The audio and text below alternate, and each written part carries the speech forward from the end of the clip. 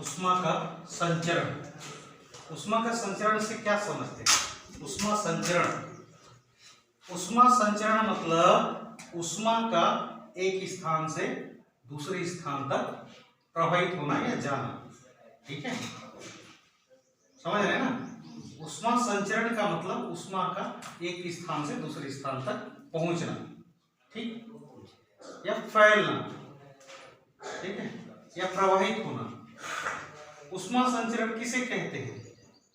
तो इसका सीधा सा उत्तर है कि जब उष्मा एक स्थान से दूसरे स्थान तक जाती है तो इसी को हम उष्मा संचरण भी कहते हैं, है ना, या उष्मा का प्रवाह भी कह सकते हैं। ठीक है, उष्मा संचरण की 3 विधियां हैं मुख्यतः। ठीक है, उष्मा संचरण की 3 विधियां कौन कौन सा?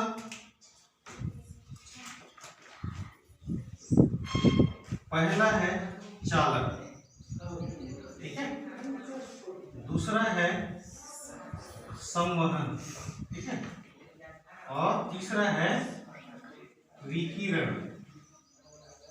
ठीक है, ये 3 विधियों से उष्मा संचरित होता है। ठीक, पहला विधि क्या है? चालन। पहला विधि क्या है? चालन।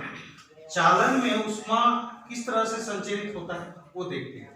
मान के चलो एक कोई रॉड ले लीजिए या कोई धातु, जैसे घरों में चम्मच चाटू बोलते हो ना रे, या कोई लोहा का रॉड या कोई भी ऐसा धात्विक चीज को, उसको यदि हम एक सिरा को गर्म कर देते हैं, ठीक है, क्या कर देते हैं?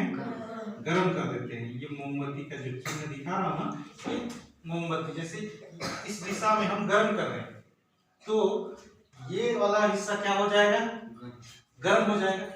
ठीक है, और धीरे धीरे उष्मा यहां तक प्रवाहित हो जाएगा, ठीक है, इस सिरे तक। तो ये चालन विधि से होता है इस तरह से। तो होता क्या है, ये जो धातु है, ये जो ठोस पदार्थ है, इसमें जो है ना कण रहते हैं, छोटे छोटे कणों से बना है ये यहां से उष्मा लेकर ये कण जो है ना गर्म होते जाते हैं। ये वाला सिरा के कण गर्म होते जाएंगे और क्या करेंगे? अपना जो उष्मा प्राप्त करेंगे ना वो कण, वो अपना उष्मा को दूसरे कण को देते जाएंगे। ठीक है जी, अपना प्राप्त किया वाला उष्मा को ये स्वयं गर्म तो होंगे, साथ ही साथ दूसरे अणुओं को भी अपना उष्मा देते जाते हैं। तो ये इस तरह से देते जाएंगे तो ये पूरा धीरे धीरे से ये जो है ना इस तरह इधर तक जो है ना ये प्रवाहित हो जाएगा। ध्यान रखना, इसमें कण जो है ना यहां से दौड़ते भागते नहीं जाएंगे, इधर क्या जाएगा? केवल उष्मा। कण यहां पर एक अपना जगह परिवर्तन नहीं करते, ठीक है, केवल अपना उष्मा को देते जाएंगे।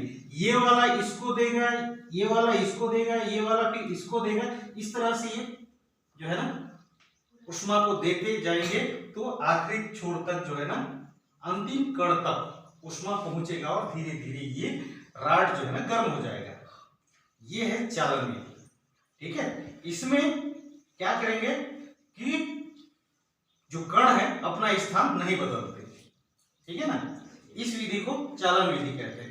इसमें माध्यम की आवश्यकता होती है। इसमें माध्यम कौन है? कण, उस पदार्थ के कण।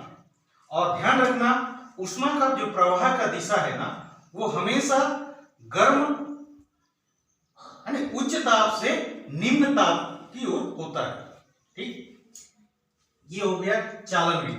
अब संवहन विधि को समझिए। संवहन विधि में मान के चलो मैं एक ऐसा बनाता हूं,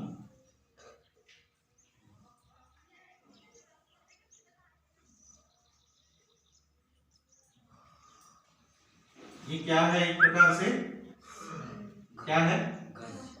गंजी या बर्तन बोल सकते हो, ठीक है। और नीचे इसमें जो है ना हम क्या करेंगे?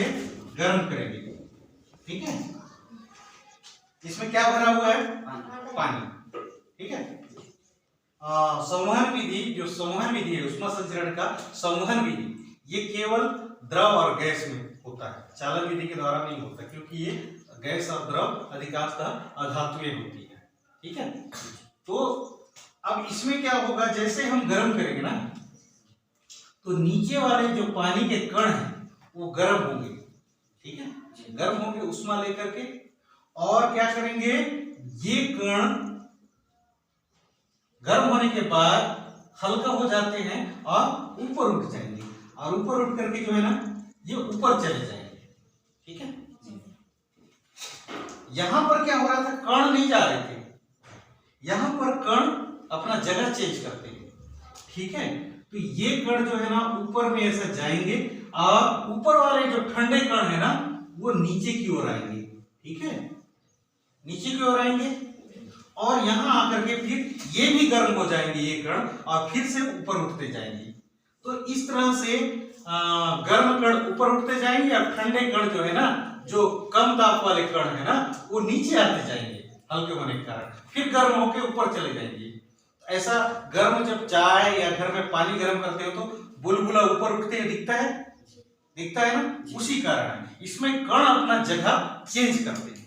ठीक है, इस उष्मा संचरण की विधि में भी क्या होता है, माध्यम की आवश्यकता होती है। ठीक, अब तीसरा है विकिरण। उष्मा संचरण का तीसरा विधि विकिरण।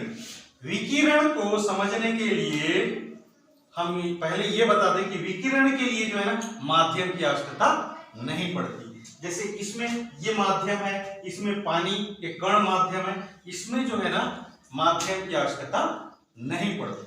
ठीक है, ये जहां कण नहीं पाए जाते या कोई भी चीज नहीं रहे तो भी जो है ना उष्मा का संचरण विकिरण विधि के द्वारा होता है। जैसे निर्वात में, जैसे सूर्य का जो कण है, सुबह हमको ठंड लगती रहती है, जैसे जैसे सूर्य उगना चालू हो जाता है और धीरे धीरे चढ़ता है तो गर्मी बढ़ती जाती है, हमको सूर्य का तापक्रम मिलते जाता है ना। जो सूर्य से जो आने वाली उष्मा है वो विकिरण के रूप में आती है, और ऊपर में निर्वात है।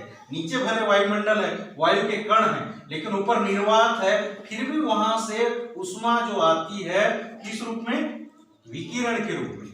यही है, इसके लिए माध्यम की आवश्यकता नहीं पड़ती। ठीक है, तो अब मैं प्रश्न करूं, 2-3 प्रश्न। ठीक, उष्मा का संचरण, मैंने उष्मा संचरण से आप क्या समझते हैं? तो उष्मा संचरण से आप क्या समझते हैं, इसका उत्तर सीधा सा है। उष्मा संचरण का तात्पर्य है उष्मा का एक स्थान से दूसरे स्थान तक जाना। ठीक है ना, उसी को हम उष्मा संचरण कहते हैं। दूसरा प्रश्न यह पूछा जा सकता है कि उष्मा संचरण के विधियों के नाम लिखो। तो उष्मा संचरण के कौन कौन सी विधि हैं? चालन, संवहन, विकिरण। ऐसा कौन, उष्मा संचरण का ऐसा कौन सा विधि है जिसमें संचरण के लिए माध्यम की जरूरत नहीं पड़ती? क्या? जोर से बोलो। विकिरण। हाँ, ट्रैक्टर आवाज में निकला था, क्या है, सुना देखो है। ठीक है, मैं जैसे चिल्लाता हूं आप लोग भी वैसे चिल्लाया करो। ठीक, याद रहेगा। अब चैप्टर को खोल लेना एक बार और देख लेना, पढ़ लेना। ठीक है, और फिर अगला फिर देखेंगे। ठीक है, समझ में आएगा?